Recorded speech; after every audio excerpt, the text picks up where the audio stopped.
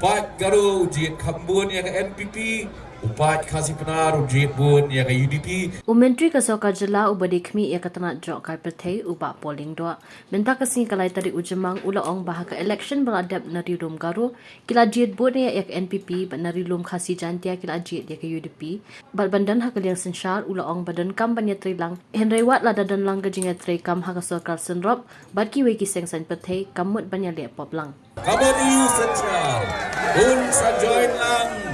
ha kaliang sensyar, namar kejelame kalia, kaladap jit,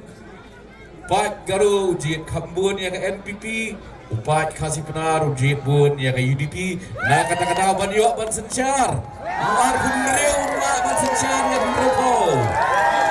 hak weling lah ban sensyar ya kumreu, na kata-kata hak penyet leilang hak Kesokar. Hendrai abai trailang kambut ba abai elek pop lang mingiya lagi jokin urim ya lagi jokin issues ya kai kawangi dai vanya kawan hangiru kong utrai shnong yang ah constituency ki ong baba di ladau bak polling do bak polling do kia trailang kae kabam la badrong kanlong bat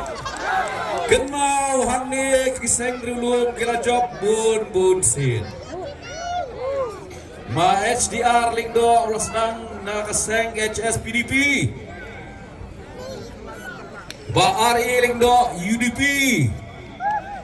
Pak Samlin ucap HSPDP dan bahabalak kenti syaka National Party berkenti lang no yu samadan kan